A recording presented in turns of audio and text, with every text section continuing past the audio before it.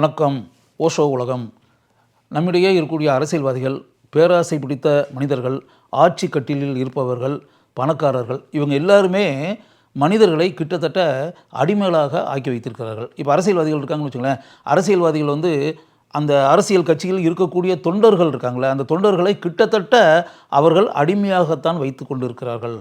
அதாவது தன் பெயரை உரத்த குரலில் கூறி வாழ்த்தி புகழ்ந்து தன்னை உயர்ந்த பீடத்தில் அமர வைத்து கோஷமிட்டு வழிபடக்கூடிய அடிமைகளாக உங்களை அவர்கள் வைத்திருக்கிறார்கள்.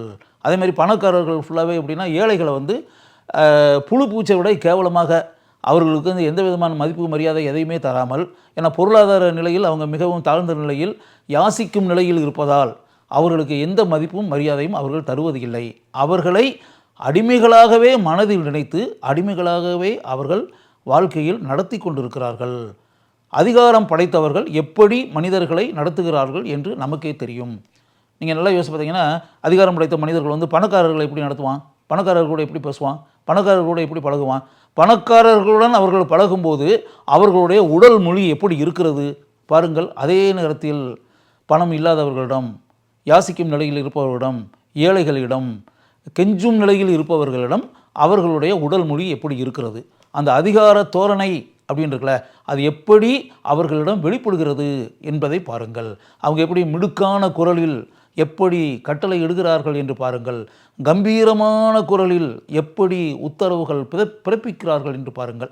அப்போ யோசித்து பார்த்தீங்கன்னா, இப்படி அதிகாரத்தில் இருப்பவர்கள், உயர்ந்த பதவிகளில் இருப்பவர்கள், அரசியலில் உயர்ந்த ஆசனத்தில் அமர்ந்திருப்பவர்கள், பணம் படைத்த செல்வந்தர்கள், இவர்கள் எல்லாருமே மனிதர்களை அடிமைகளாக நடத்தி கொண்டிருக்கிறார்கள். அவங்களுக்கு ஆக்சுவலாக அடிமைகள் தான் தேவை.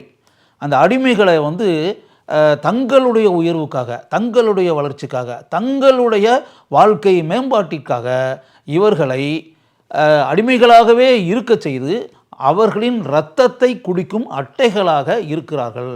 இதை ஏழைகள் எந்த அளவுக்கு இதை சிந்திச்சு பார்த்துருக்காங்க?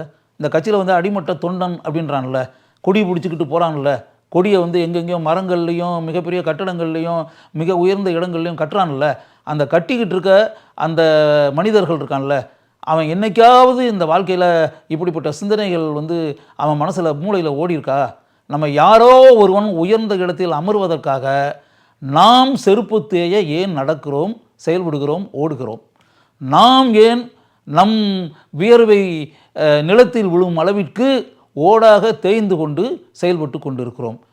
யாரோ ஒரு மனிதன் அரண்மனையில் வாழ்வதற்கு நாம் ஏன் தியாக சின்னமாக இருக்கிறோம், நாம் ஏன் மெழுகுவர்த்திகளாக இருக்கிறோம் அப்படின்னு சொல்லிட்டு இந்த தொண்டர்கள், ஏழைகள், அடிமைகள் இவங்கெல்லாம் என்னைக்காவது யோசிச்சிருக்காங்களா, சிந்திச்சிருக்காங்களா? அவங்க சிந்திக்கிறதுக்கு அவங்க நேரமே தர்றதில்லை. அதான் உண்மை. என்னென்னா, அவனை ஒரு அரை மணி நேரம் 1 மணி நேரம் சிந்திக்க வச்சோன்னு வச்சுங்களேன், சிந்திக்க வச்சாச்சு அப்படின்னா அவன் பொழப்பு ஓடாது. அந்த பதவியில் உட்காந்துருக்கான்ல, அவன் அந்த பதவியில் உட்காந்துருக்க முடியாது. அந்த உயர்ந்த பதவியில் இருக்கக்கூடிய அதிகாரிகள் இருக்கான்ல, அவன் அந்த உயர்ந்த பதவியில் அவனால் அமர முடியாது. அரசனாக இருப்பவன் இருக்கான்ல, அவன் அரசனாக இருக்க முடியாது. அந்த அமைச்சர் என்ற ஆசனத்தில் அமர்ந்திருக்கக்கூடிய மனிதன் அந்த உயர்ந்த ஆசனத்தில் கம்பீரமாக அமர்ந்திருக்க முடியாது. அதே மாதிரி பல கோடிகளுக்கு அதிபதியாக, மிகப்பெரிய செல்வந்தனாக, அப்படியே மாட மாளிகையில் பவனி வந்துக்கிட்டு இருக்கக்கூடிய அந்த பணக்காரன் இருக்கான்ல, அவன் செல்வத்தில் காலம் முழுக்க திளைத்திருக்க முடியாது. அப்போ சாதாரண மனிதர்களை சிந்திக்க வைக்கக்கூடாது. அவன் மூளையை பயன்படுத்தக்கூடாது. அவன் சிந்திக்க ஆரம்பித்தான் அப்படின்னா இவன் அமர்ந்திருக்கக்கூடிய இந்த ஆசனம் காலி, இந்த பதவி காலி, இந்த பதவிக்கு வேட்டு விழுந்து விடும். இதெல்லாம் அவனுக்கும் தெரியும். அதனால தான் இந்த அடிமைகளாக இருக்கக்கூடிய மனிதர்கள், ஏழைகளாக இருக்கக்கூடிய மனிதர்கள், யாசிக்கும் நிலையில் இருக்கக்கூடிய மனிதர்கள், பணத்திற்காக கையேந்தும் பிறவிகள், இவங்களை யாருமே சிந்திக்கும் வைக்கக்கூடிய அளவிற்கு அவங்களுக்கு நேரத்தையே தருவது இல்லை. அப்படியே 24 மணி நேரமும் அடிமைகளாகவே. அப்போ இப்படிப்பட்ட மனிதர்கள் ஒரு குறிப்பிட்ட எண்ணிக்கையில் இருக்கக்கூடிய மனிதர்கள் உயர்ந்த இடத்தில் அமர்வதற்காகவும், உயர்ந்த சிம்மாசனத்தில் அமர்வதற்காகவும், அரண்மனையில் மகாராஜாவை போல வாழ்வதற்காகவும் இவர்கள் மெழுகுவர்த்திகளாக இருந்து தியாக சின்னங்களாக வாழ்க்கையில் தங்களுடைய வாழ்க்கைகளையே தொலைத்து வாழும் நிலைதான் இன்று இருந்து கொண்டிருக்கிறது.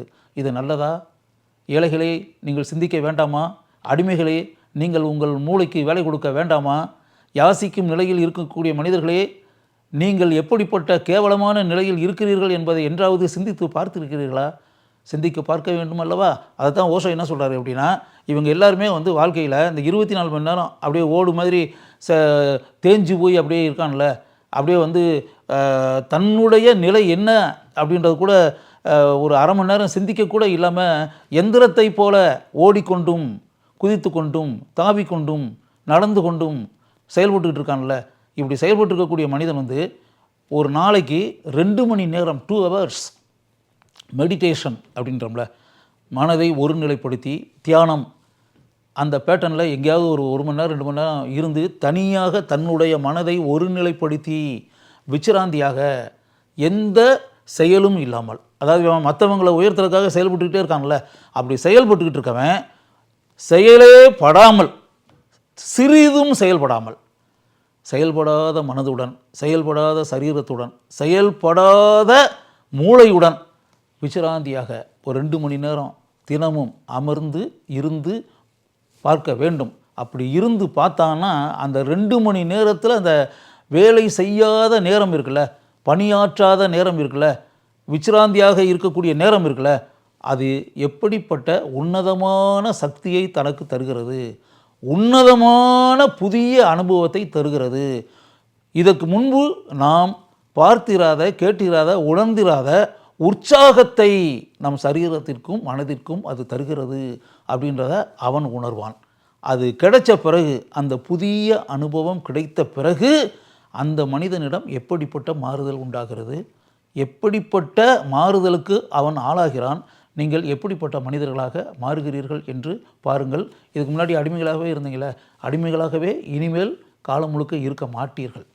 உண்மை நிலை என்ன என்பதை அந்த ஆழ்நிலை தியானம் அப்படின்றதுல அது உங்களுக்கு புதிய அனுபவத்தை கொடுத்து உங்களை புதிய மனிதனாக மாற்றும் அப்படின்னு. இதுக்கு முன்னாடி இப்படிப்பட்ட அனுபவங்களில் இதுவரை நீங்கள் ஈடுபடாமல் இருந்தால், இப்போ நான் சொல்லிக்கிட்டு இருக்கிறத கேட்ட பிறகாவது அப்படி இருந்து பாருங்கள். இருந்த பிறகு நீங்கள் எந்த அளவிற்கு புதிய மனிதனாக நீங்களே எதிர்பாராத அளவிற்கு மாறுகிறீர்கள் என்பதை நீங்களே நடைமுறையில் பார்ப்பீர்கள். அப்படிப்பட்ட புதிய மனிதனாக நீங்கள் வர வேண்டும், உருவாக வேண்டும். இதற்கு முன்பு இருந்த அந்த நிலை இருக்கு இல்லையா, அந்த விரும்பத்தகாத நிலை, அதிலிருந்து விடுபட்டு நீங்கள் ஒரு அழகான, அருமையான, விரும்பக்கூடிய உன்னத மனிதனாக மாற வேண்டும் என்று ஓஷோ விரும்பியதைப் போலவே நானும் விரும்புகிறேன்.